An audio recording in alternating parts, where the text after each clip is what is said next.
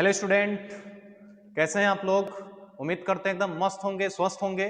तो स्वागत है आप सभी का आपके YouTube channel Amit math verse में। तो आज ये क्लास उन बच्चों के लिए इंपॉर्टेंट है जो स्टूडेंट इस साल क्लास 10th में है और 2 महीने बाद बोर्ड का एग्जाम देंगे। तो उन बच्चों के लिए ये वीडियो बहुत ही खास होने वाला है, क्योंकि इस वीडियो में, इस क्लास में हम रियल नंबर चैप्टर फर्स्ट से जितने भी क्वेश्चन बोर्ड एग्जाम में आ सकते हैं या फिर आए हुए हैं उन सभी क्वेश्चंस को क्लियर करेंगे। एमसीक्यू क्वेश्चंस, असर्शन रीजन, या 2 मार्क्स के क्वेश्चन, 3 मार्क्स के क्वेश्चन, या फिर केस बेस्ड स्टडी, उन सभी क्वेश्चंस को इस वीडियो में हम कवर करेंगे जो इस चैप्टर रियल नंबर से बोर्ड में आ सकते हैं या ऑलरेडी आए हुए हैं या इसी टाइप के क्वेश्चन आएंगे। तो आप लोग वीडियो में अंत तक जरूर बने रहिएगा, सारी चीजें समझ में आएंगी। टोटल आपके 20 to 22 क्वेश्चंस हैं, तो कोई भी वीडियो स्किप करके नहीं देखेंगे। अभी हम 20 क्वेश्चन सॉल्व कराएंगे, लेकिन इसी क्वेश्चन से रिलेटेड बाकी जितने भी क्वेश्चन आएंगे आप इस क्वेश्चन को समझ जाएंगे तो आसानी से सारी चीजों को कवर कर लेंगे। तो ध्यान से देखिएगा, अभी हम 5 क्वेश्चन लिखे हुए हैं एमसीक्यू, अभी और एमसीक्यू लिखेंगे, फिर 2 मार्क्स का, 3 मार्क्स का, फिर केस बेस्ड स्टडी, सारी चीजों को कवर करेंगे। तो इन सभी क्वेश्चन को हम सॉल्व करके बता रहे हैं, देखिए कैसे सॉल्व होगा। यहाँ पे इसलिए स्पेस छोड़े हुए हैं, यहाँ पे पढ़ेंगे और यहाँ पे आप लोगों को सोल्यूशन के साथ एमसीक्यू को समझाएंगे। तो देखिए सबसे पहला क्वेश्चन है, इफ टू पॉजिटिव इंटीजर, कोई भी दो पॉजिटिव इंटीजर है ए और बी, जिसको लिखा गया है कि ए का वैल्यू कितना है एक्स क्यूब वाई स्क्वायर। ए का वैल्यू कितना लिखा गया है, ए लिखा गया है एक्स क्यूब और वाई स्क्वायर। बी एक इंटीजर है जिसको किस फॉर्म में लिखा गया है, तो बी को लिखा गया है एक्स वाई क्यूब। और यहां पे देखिए बोला गया है कि वेयर एक्स और वाई, एक्स और वाई जो है वो क्या है, प्राइम नंबर है। मतलब कि किसी भी नंबर को फैक्टर करते हैं तो प्राइम फैक्टर के रूप में लिखते हैं। तो यहां पे आपको ए को प्राइम नंबर के फैक्टर में लिख दिया गया है, यहां बी को भी प्राइम नंबर के फैक्टर में लिख दिया गया है। और आपको कहा क्या गया है कि आप हमको एचसीएफ बताइए ए और बी का, इन दोनों नंबर का क्या बताइए, एचसीएफ। तो देखिए कभी भी ऐसे दो नंबर का एचसीएफ या फिर एलसीएम निकालना होता है तो किस प्रकार से निकालते हैं, निकालते ऐसे हैं कि इन दोनों नंबर के प्राइम फैक्टर में जो भी चीजें कॉमन है उसका लोवेस्ट पावर वाला एचसीएफ में लिया जाता है, और जो कॉमन है उसका हाईएस्ट पावर वाला एलसीएम में लिया जाता है। तो यहां पे देखिए यहां भी एक्स है और यहां भी एक्स है, ये ए का फैक्टर किया तो इसमें भी एक्स आया है, बी के फैक्टर में भी एक्स आया है। तो एक्स का लोवेस्ट पावर लेंगे एचसीएफ के केस में, तो यहाँ एक्स क्यूब है, यहाँ एक्स स्क्वायर है, तो यहाँ क्या हो जाएगा एक्स, और एलसीएम में क्या होगा, हाईएस्ट पावर को लेंगे। तो एक्स और एक्स कॉमन था, इसका लोवेस्ट पावर एलसीएम एचसीएफ में ले लिए और हाईएस्ट पावर एलसीएम में ले लिए। फिर आपका y भी कॉमन है, तो y का जो लोवेस्ट पावर है वो ले लेंगे एचसीएफ में और हाईएस्ट पावर को किस में ले लेंगे, एलसीएम में। तो यहां पे आपको क्वेश्चन पूछा है एचसीएफ, तो एचसीएफ का आंसर क्या हो जाएगा, x y square, x y square. यही अगर एलसीएम पूछा होता, यहां पे बोल देता एलसीएम बताइए, तो आपका आंसर क्या होता, x cube y cube. First question उम्मीद करते हैं सब लोग को समझ में आया होगा। अब चलते हैं सेकंड क्वेश्चन पे। सेकंड क्वेश्चन देखिए क्या है, find the greatest number of 5 digit, 5 अंक का सबसे बड़ा नंबर बताइए। तो बहुत सारे बच्चे ये मत समझिएगा कि 5 अंक का सबसे बड़ा नंबर ये पूछा गया है, 5 अंक का सबसे बड़ा नंबर 5 गुण 9 होता है, ये नहीं पूछा गया है। आपको आगे क्वेश्चन पढ़िए, बोला गया है कि सबसे बड़ा नंबर खोजिए जो कि 5 अंक का होना चाहिए, जिसको that will give us reminder 5, वो नंबर रिमाइंडर 5 दे कब, जब उस नंबर को डिवाइड किया जाए 8 और 9 दोनों से तब। तो आपको 5 अंक का सबसे बड़ी संख्या बताना है, जिस संख्या को 8 और 9 दोनों से डिवाइड किया जाए तो दोनों केस में रिमाइंडर कितना आए, 5। तो अब आपको अपने मन से नहीं बताना है, सीधे आपको ऑप्शन पे जाना है, ऑप्शन से ही खोजना है।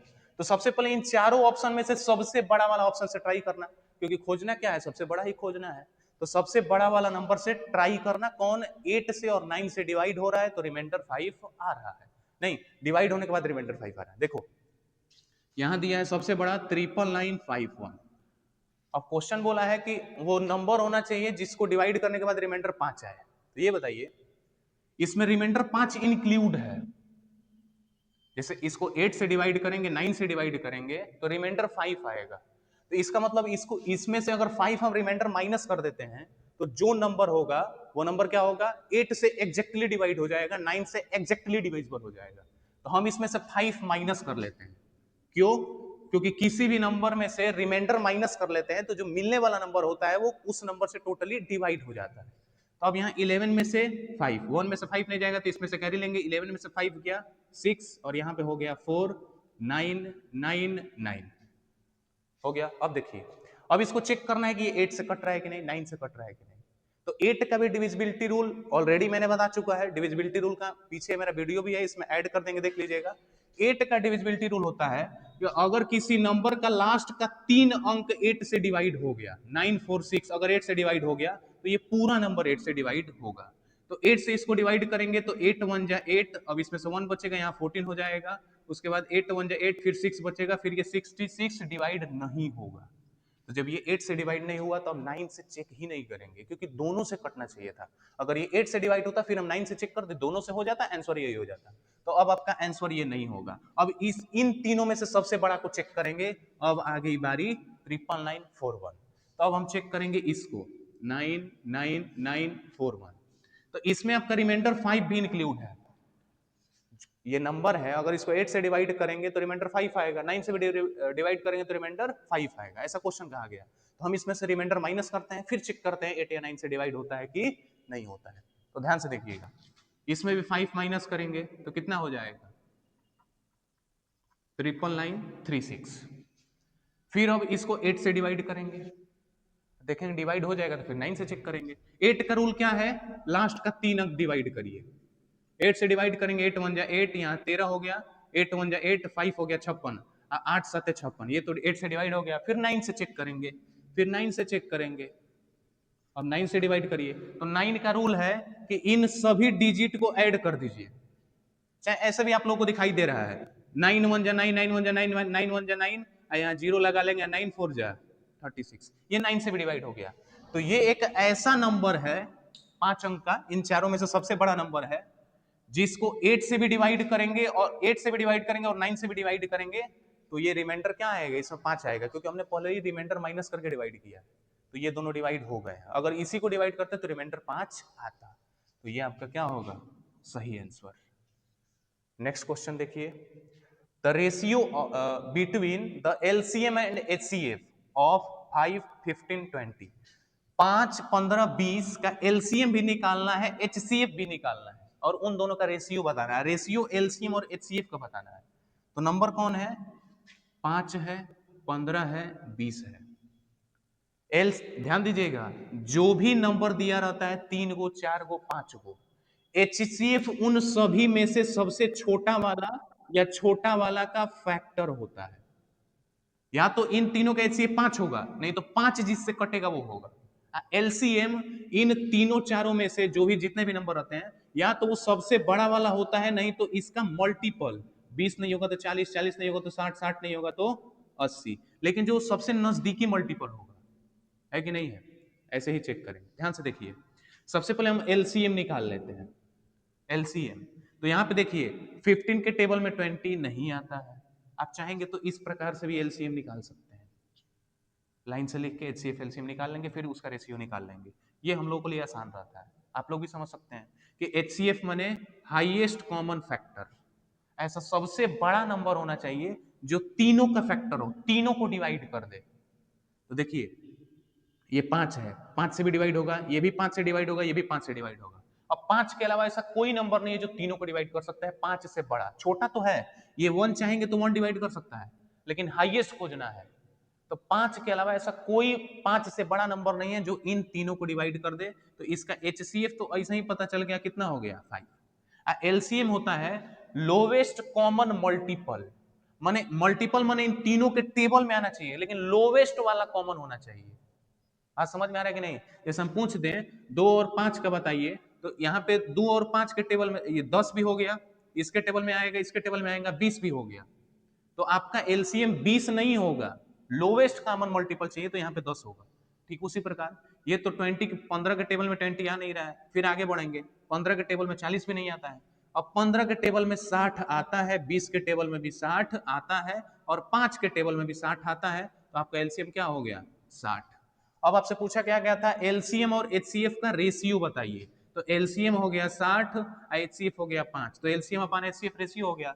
अब 5 से काट देंगे तो कितना आ जाएगा? 12/1, तो आपका आंसर हो गया 12:1। अब देखिए नेक्स्ट क्वेश्चन क्या है कि एचसीएफ ऑफ, ये एक नंबर दे दिया गया है, फिर एक ये नंबर दिया गया है, इन दोनों का एचसीएफ पूछा है। तो ये एकदम फर्स्ट नंबर क्वेश्चन जैसा है। फर्स्ट नंबर में यहाँ वेरिएबल के फॉर्म में था, यहाँ पे कांस्टेंट नंबर दे दिया गया है, लेकिन आपका कॉन्सेप्ट वही लगेगा, बिल्कुल वही, कोई कॉन्सेप्ट में चेंजिंग आने वाला नहीं है। थोड़ा सा ध्यान से देखिएगा आप लोग, कॉन्सेप्ट बिल्कुल वही है कि दोनों प्राइम फैक्टर में से हाईएस्ट पावर वाला एलसीएम मिलेंगे और लोवेस्ट पावर वाला एचसीएफ मिलेंगे। ध्यान से देखिए, नंबर क्या है? 5 का पावर 2, 3 का पावर 2, 5 का पावर 2 इंटू 3 का पावर 2, ये एक नंबर हो गया। दूसरा नंबर क्या है? 3 का पावर 5, 3 का पावर 5 इंटू 5 का पावर 3। देखिए ये दो नंबर है, इन दोनों नंबर का क्या निकालना है? तो निकालना है एचसीएफ, इसका एलसीएम में निकाल सकते हैं। ध्यान से सुनिए, एचसीएफ के लिए हम पहले ही बता दिए हैं कि इन दोनों नंबर में कॉमन खोजेंगे क्या है। तो इसमें भी 3 है, इसमें भी 3 है, तो जो कॉमन रहता है उसका लोवेस्ट पावर आंसर में लेते हैं, मिनिमम पावर। तो इन दोनों 3 में यहाँ 5 है, यहाँ 2 है, तो आंसर में क्या आएगा? 3 का पावर 2। फिर यहाँ 5 है, यहाँ 5 है, 5 का लोवेस्ट पावर कितना है? 5 का पावर 2, तो आपका आंसर हो जाएगा 3 का पावर 2, 5 का पावर 2, 3 का पावर 2 और 5 का पावर 2, ऑप्शन नंबर डी। यही अगर इसका एलसीएम बोल दिया होता, एलसीएम, तो एलसीएम में क्या होगा जी? 3 कॉमन है, 3 कॉमन है, तो कॉमन का हाईएस्ट पावर, फिर 5 कॉमन है, 5 कॉमन है, इसका भी हाईएस्ट पावर। अगर मान लीजिए यहाँ पे कोई एक और नंबर होता 7, तो एचसीएफ में कोई चेंजिंग नहीं आता, क्योंकि एचसीएफ में यहाँ पे वही नंबर आएंगे जो इन दोनों में कॉमन होंगे। तो कॉमन यहाँ 5 है, 3 है, 5 और 3 है, 7 कॉमन नहीं है, तो 7 एचसीएफ में नहीं आएगा, लेकिन एलसीएम में आएगा। एलसीएम में जो कॉमन है उसका हाईएस्ट पावर ले लेंगे, उसके बाद अगर दोनों नंबर में कुछ ऐसे नंबर छूट गए हैं जो कॉमन नहीं है, उसको भी लाके लास्ट में मल्टीप्लाई कर लेते हैं। तो उम्मीद करते हैं ये कॉन्सेप्ट आप लोगों को बिल्कुल समझ में आया होगा। अगर समझ में ना आया हो तो वीडियो को एक बार पीछे करके फिर से स्लो देखिए, स्लोली स्लोली, स्पीडली नहीं देखना है। अब देखिए नेक्स्ट क्वेश्चन क्या है। नेक्स्ट क्वेश्चन है कि इफ 6370, ये एक नंबर है 6370, जिसको इसके फॉर्म में लिखा गया है कि 2 का पावर m, 5 का पावर n, 7 का पावर k, 13 का पावर p। उसके बाद बोला गया है कि m plus n plus k plus p का वैल्यू बताइए क्या होगा। तो इसका प्राइम फैक्टर कर लेंगे, 2 जितनी बार आया होगा इसके पावर में लिख देंगे, 3 जितनी बार आया होगा उसको लिख देंगे, 5 जितनी बार आया होगा उसको लिख देंगे, जो भी आया होगा एक बार प्राइम फैक्टर कर लेते हैं, फिर सब लिख लेंगे अच्छे से, और उसके बाद देख लेंगे एम एन पी का जो भी दिया है उसका वैल्यू कितना आ रहा है। तो ध्यान से देखिए, नंबर है आपका 6370, ऐसे प्राइम फैक्टर कर लेंगे, ऐसे चाहते तो हम तो और शॉर्ट ट्रिक कर लेंगे, ऐसे बता देते हैं फिर आपको शॉर्ट ट्रिक भी बता देंगे। देखिए यहाँ पे सबसे पहले लास्ट में 0 है, 2 से डिवाइड होगा, 2 से डिवाइड करिए, 2 3 जा 6, फिर यहाँ पे 2 1 जा 2, यहाँ 2 था 1 बच गया, यहाँ 17 हो गया, 2 8 जा 16, फिर 2 5 जा 10, फिर यहाँ 3 से चेक करिए, ऐसे यहाँ 5 है तो 5 से दिख रहा है कटेगा, लेकिन एक बार 3 से चेक कर लीजिए। 3 का नियम होता है कि इन सभी डिजिट को ऐड करिए, ऐड करने के बाद जो नया नंबर आएगा अगर वो 3 से डिवाइड होगा तो ये पूरा नंबर 3 से डिवाइड होगा। जैसे कि दिया है 3185, इसको ऐड करिए, 314, 4 और 8 12, 12 में 5 ऐड करें कितना होगा? 17। अब आपका 17 3 से नहीं कटता है तो ये भी 3 से नहीं कटेगा, तो अब 5 से चेक करिए, 5 से कट ही रहा है, 5 से डिवाइड करेंगे, 5 6 जा 30, 5 6 30, फिर एक हो गया 18, 5 3 जा 15, फिर हो गया 3, फिर हो गया ये 7। अब ये लास्ट में 7 आ गया, अब ये 5 से कटेगा नहीं, अब आगे बढ़ेंगे 7 से, तो 7 से डिवाइड करिए, 7 9 जा 63, अब बच गया लास्ट में 1, और फिर यहाँ पे क्या करेंगे 7 से, फिर 13, फिर 13 से 1। अब इसमें आपका 2 कितनी बार इन्वॉल्व है? एक बार, तो यहाँ पे लिखेंगे 2 का पावर 1। 5 कितनी बार? एक टाइम। 7 कितनी बार, 2 बार, 13 कितनी बार, 1 बार। अब देखिए यहां पे लिखा गया है 2 का पावर m, m तो यहाँ 2 का पावर 1 है तो m का वैल्यू कितना हो गया 1। यहाँ है 5 का पावर n, यहाँ 5 का पावर 1 है तो n का वैल्यू कितना हो गया 1। यहाँ है 7 का पावर k, यहाँ 7 का पावर 2 है तो k का वैल्यू कितना हो गया 2। यहाँ है 13 का पावर p, यहाँ है 13 का पावर 1 तो p का वैल्यू कितना हो गया 1। आपसे क्वेश्चन क्या पूछा गया है, m plus n plus k plus p सबको सम करके बताइए क्या होगा। तो सबको जोड़ लीजिए 1 प्लस 1 प्लस 2 प्लस 1 कितना आएगा 2 1 3 1 4 1 5। तो आपका आंसर ये होगा। तो इतना क्वेश्चन समझ में आ गया है। अब चलते हैं आगे क्वेश्चन पे। आइए अब सॉल्व करते हैं बाकी आगे का सभी क्वेश्चन। तो अभी 5 क्वेश्चन हम लोग बना लिए हैं, आप लोगों को समझ में आ गया होगा। तो अब देखिए क्वेश्चन नंबर 6। क्वेश्चन नंबर 6 बहुत इंपॉर्टेंट है, अभी ये एमसीक्यू में है। ऐसा क्वेश्चन टाइप चेंज करके 2 मार्क्स 3 मार्क्स में भी आते हैं एमसीक्यू के अलावा। क्वेश्चन 2 देखिए, 6 देखिए, 2 alarm clock ring there alarm at regular interval of 50 second and 48 second. दो गो अलार्म वाली घड़ी है, उन दोनों में अलार्म सेट है और अलार्म रेगुलर हमेशा हर एक 50 सेकंड के बाद पहली घड़ी का और दूसरी घड़ी का 48 सेकंड के बाद कंटिन्यू अलार्म बज रहा है, चल रहा है। अब आगे क्वेश्चन बोला है कि if they first beep together, अब दोनों घड़ी का अलार्म एक साथ बीप माने बजा हुआ है एट 12 नून। 12 नून का मतलब कि दोपहर के 12 बजे, राइट टाइम 12 बजे दोपहर में दोनों घड़ी का अलार्म एक साथ बजा हुआ है। तो अब आगे क्वेश्चन क्या है, at what time will they beep again for the first time. अब 12 बजे के बाद माने 12 बजे के बाद फिर अगेन तुरंत, माने कि ऐसे तो छोड़ देंगे तो 12 बजे से मान लीजिए 12 बजे से एक साथ बजा, अब 5 बजे के बीच में देखेंगे तो कई बार एक साथ बजे होंगे सेम टाइमिंग पे, लेकिन 12 बजे के तुरंत बाद वाला वो कौन सा टाइम है जहां पे दोनों अलार्म एक साथ बजा हुआ है। अगर नॉर्मली हम छोड़ दे जैसे 12 बजे एक साथ दोनों घड़ी का अलार्म बजा हो, अगर हम 12 से 5 के बीच में देखेंगे कितनी बार बजा है तो वो दूसरा चीज हो गया। मान लीजिए कि एक बार 12:30 बजे बज गया होगा, फिर मान लीजिए 2 बजे 3 बजे, ये नहीं, हमको पूछा है कि 12 बजे के तुरंत बाद कौन सा टाइम होगा जहां पे दोनों घड़ी का नाम एक साथ बजा होगा। तो इस केस में आपको एलसीएम निकालना होता है कि नहीं है, तुरंत वाला टाइम बताना है, मतलब मिनिमम जस्ट वाला, ये सब तो आगे होगा जस्ट वाला। तो आपको 50 सेकेंड का और 48 सेकेंड का क्या निकालना होगा, एलसीएम निकालना होगा। एलसीएम के लिए प्राइम फैक्टर कर लीजिए, 50 का प्राइम फैक्टर करेंगे तो 5 इंटू 10 हो जाएगा, इसको तोड़ देंगे तो 5 इंटू 2 इंटू 5 हो जाएगा, तो हो जाएगा 2 इंटू 5 का पावर 2। यही अगर 48 का करेंगे तो क्या हो जाएगा 8 6 या 48, 8 को तोड़ लेंगे 2 इंटू 2 और 6 को तोड़ लेंगे 2 इंटू 3, ये हो जाएगा 2 का पावर 4 इंटू 3। और फिर इसका एलसीएम निकालेंगे तो एलसीएम में क्या होता है, एलसीएम में होता है कि दोनों के कॉमन फैक्टर में जो कॉमन है उसका हाईएस्ट पावर लेंगे। तो यहाँ भी 2 है, यहाँ भी 2 है, तो 2 का हाईएस्ट पावर ले लिए। फिर यहाँ 5 है तो यहाँ 5 है ही नहीं, तो जो कॉमन नहीं है अंत में उसको भी लिया जाता है। और यहाँ पे 3 है तो इसमें 3 नहीं है तो फिर 3 को भी लेंगे, तो 3 को पहले लिख लेते हैं, 5 को बाद में लिख लेते हैं, और फिर इसको मल्टीप्लाई करेंगे तो ये हो जाएगा 16 इंटू 3 इंटू 25। इसको सॉल्व करेंगे तो आएगा 1200। अब ये किस चीज में था, सेकंड में था, तो ये किस में आ गया, सेकंड में। अब सेकंड को मिनट में चेंज कर लीजिए, अब मिनट में चेंज करेंगे तो 60 से डिवाइड करना होगा। अब 60 से भाग देंगे, एक जीरो से एक जीरो, 6 से काट दिए, 6 दूनी के 12, कितना आ गया 20। अब ये चेंज हो गया मिनट में, क्योंकि 60 से डिवाइड किया था तो अब सेकंड किस में चेंज हो गया, मिनट में। माने कि 20 मिनट के बाद फिर ये दोनों अलार्म एक साथ बजेंगे, मीन्स 12 बजे एक साथ बज चुके हैं, 12 बजे के बाद फिर से ये 12:20 पे एक साथ बजेंगे। आप लोगों को समझ में आ गया होगा। नेक्स्ट क्वेश्चन देखिए, ये भी क्वेश्चन बहुत ही बेहतर है, ये भी बोर्ड में आया हुआ क्वेश्चन है, हो सकता है 2026 में आ भी जाए, तो इसको भी बहुत ध्यान से समझिएगा। अब ये एमसीक्यू के क्वेश्चंस हैं, ऐसा भी हो सकता है कि ये क्वेश्चन डायरेक्ट 2 मार्क्स या 3 मार्क्स में आ जाए, ये नहीं है कि एमसीक्यू में है तो एमसीक्यू में ही आएगा। इस चीज को आप लोगों को गौर करना होगा, थोड़ा ध्यान दीजिएगा। देखिए नेक्स्ट क्वेश्चन क्या है, अगला है कि the HCF of 2472 1284 and a third number N. 3 गो नंबर है, कौन कौन, 2472 1284, एक नंबर एन है जो हमको जानकारी नहीं है। इन तीनों का एचसीएफ कितना है 12, 3 गो नंबर है। देखिए एचसीएफ आपको दे चुका है किसका, 2472 उसके बाद 1284, एगो तीसरा नंबर और है, तीनों का कितना दिया है 12।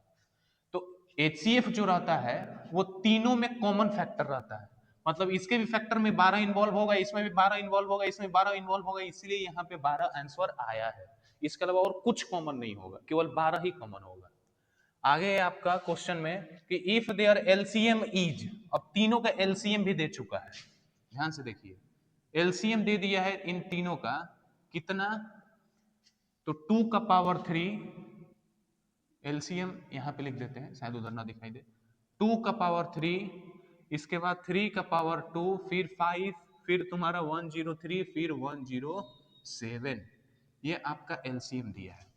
थोड़ा ध्यान से सुनिएगा, अभी हम आप लोगों को सिखाए थे कितना भी नंबर हो सभी का प्राइम फैक्टर करिए।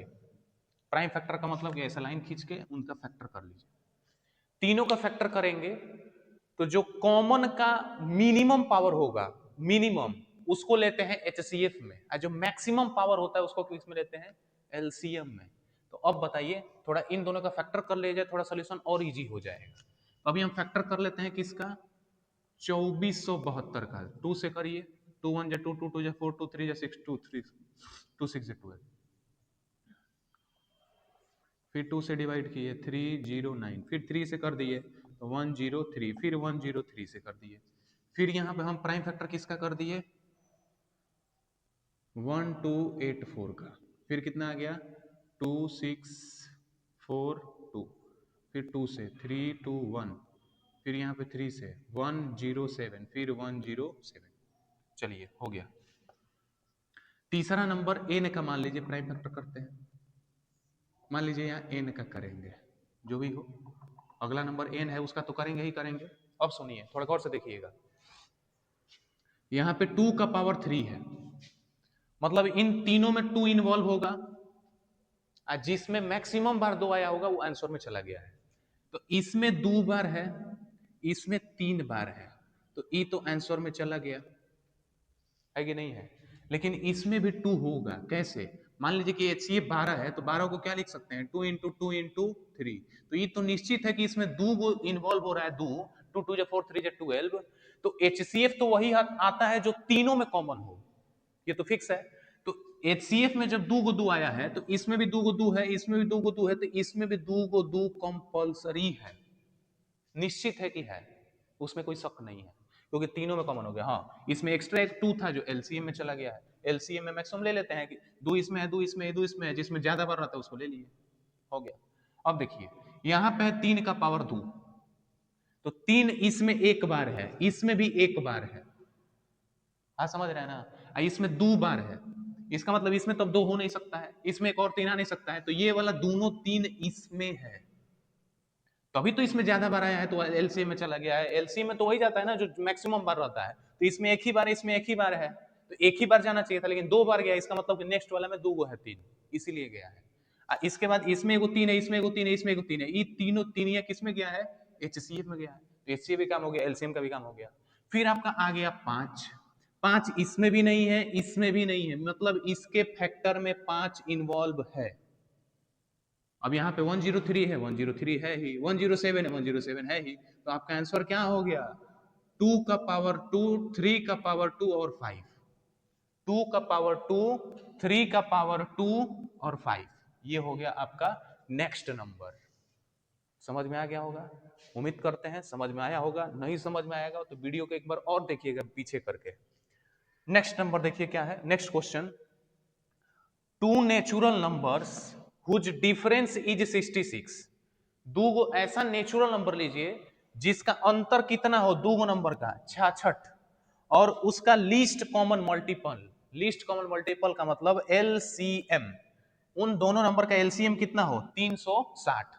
तो ये अपने से आप लोगों को नहीं सोचना है, देखिए यहाँ पे दिया गया है दो गो नंबर, 4 गो ऑप्शन में से कोई एक होगा, तो ध्यान से देखिए इसको सॉल्व करते हैं, कैसे करेंगे। सबसे पहले एलसीएम किसका, दो गो नंबर का, ए और बी का, ए और बी यहां दिया हुआ है, इसमें से कौन होगा हम लोग को चूज करना है। एलसीएम आपको दे चुका है कितना 360।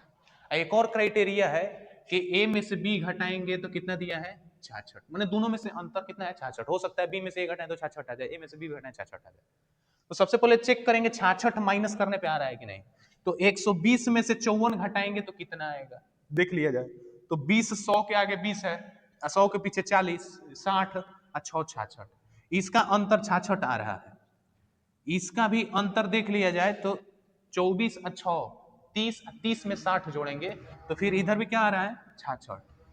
इसका भी देखिए 144 और 114 और 180, इसमें भी 66 का अंतर है, क्योंकि 6 जोड़ेंगे तो 120 है, फिर 60 हो जाएगा। फिर इसका अंतर देखिए तो 64 और 130, तो इधर हो गया 6 जोड़ेंगे 70, फिर 30, फिर 30। इसका भी सबका मतलब कि ये वाला सब में फॉलो हो गया। तो अब बारी बारी से देखा जाए कि इन दोनों का एलसीएम 360 आ रहा है कि नहीं आ रहा है। तो ध्यान से सुनिएगा, ए और बी का एलसीएम 360 है, मतलब इसके भी टेबल में 360 आएगा, इसके भी टेबल में 360 आएगा। इसका मतलब कि इससे भी ये डिवाइड होगा, क्योंकि अगर 3 के टेबल में 9 आ रहा है, इसका मतलब 9 3 से कटेगा। ये बात सही है। तो जब ए और बी का एलसीएम 360 है, इसका मतलब ए के भी टेबल में 360 आया होगा, बी के टेबल में 360 आया होगा, इसका मतलब इन दोनों से ये क्या होगा डिविजिबल होगा।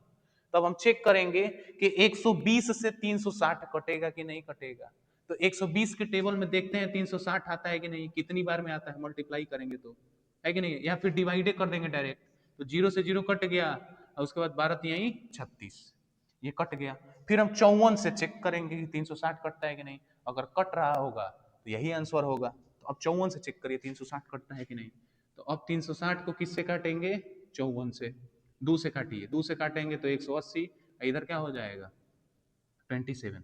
अब देखिए अब ये कटने वाला ही नहीं है, 3 से अगर काट देंगे 3 9 27, 3 6 18 60, अब 9 से 60 कटेगा ही नहीं। तो फिर आपका ये वाला ऑप्शन हो गया फेल। अब देखिए आप 90 और 24, 90 24 का एलसीएम 360 आ रहा है कि नहीं आ रहा है। तो 90 से काटेंगे 360, ये तो डायरेक्ट दिख रहा है, 9 चौके 36, 90 से डायरेक्ट कट गया। अब 24 से चेक कर लीजिए, 360 को 24 से काटना है, 12 से काट लीजिए, 12 3 36, अब 12 दूनी के 24, 2 से काट दिए 15, ये कट गया दोनों से। इसका मतलब आंसर क्या होगा 90 और 24, यही आपका आंसर होगा। तो इसके बाद और 2 एसर्शन रीजन है, एसर्शन रीजन कंप्लीट करते हैं और आज का लेक्चर यहीं पे कंप्लीट रोकेंगे हम, केवल एसर्शन रीजन 2 कराने के बाद, क्योंकि लेक्चर ज्यादा लंबा हो जाएगा। तो आज एमसीक्यू और एसर्शन रीजन पे ही कंप्लीट करेंगे। इसके बाद फिर 2 मार्क्स का 3 मार्क्स का नेक्स्ट वीडियो में हम आप लोगों को अपलोड कर देंगे। अब देखिए इस चैप्टर का 2 एसर्शन रीजन लिए हैं, ये भी बोर्ड में आया हुआ है। ऐसे ही इस चैप्टर से एसर्शन रीजन क्रिएट होते हैं, बनते हैं और ऐसे ही आते हैं। देखिए एसर्शन रीजन में होता क्या है, मेन आपका 2 ही एसर्शन रीजन बोर्ड एग्जाम में आएगा। टोटल 20 एमसीक्यू होंगे, जिसमें से 2 एसर्शन रीजन होगा, जिसमें से एक इस चैप्टर में से आता है मैक्सिमम केस में।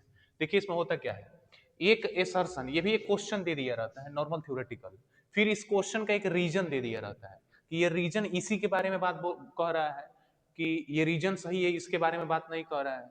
इसमें देखिए 4 केस बनता है, एक आपका एसर्शन ए, एक आपका क्वेश्चन दे देगा, फिर आर में उसी क्वेश्चन का रीजन दे देगा, नहीं तो किसी दूसरे क्वेश्चन का रीजन देगा, लेकिन ये रीजन सही रहेगा।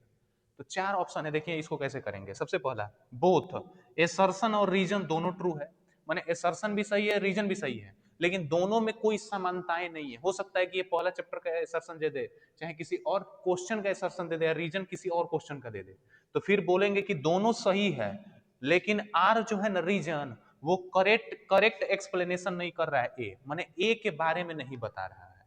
बात समझ में आ गया।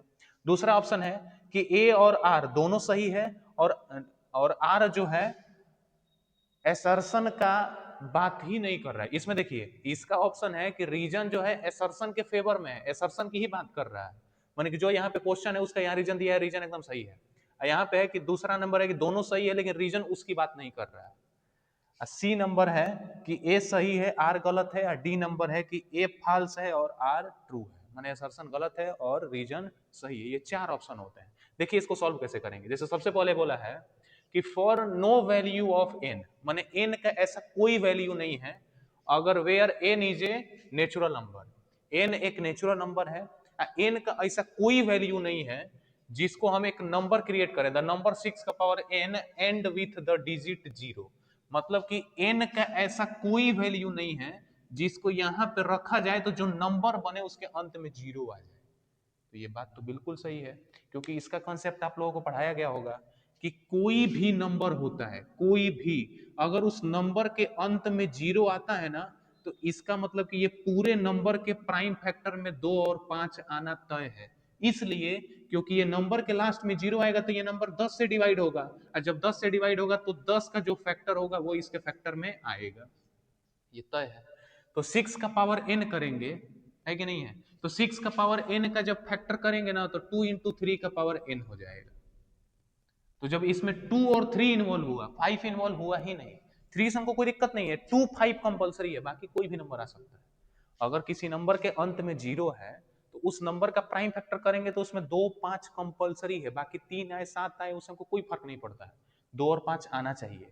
लेकिन 6 का पावर n, बात किया है कि अगर n के जगह पे कोई भी नेचुरल नंबर रखेंगे तो इसमें 0 आएगा, लेकिन क्वेश्चन बोला है कि ऐसा कोई वैल्यू नहीं है कि 0 आ जाएगा। तो एकदम सही बोला है कि हाँ भाई, कि n के जगह पे ऐसा कोई नेचुरल नंबर नहीं है जिसको रख दोगे तो इसका लास्ट में 0 आ सकता है।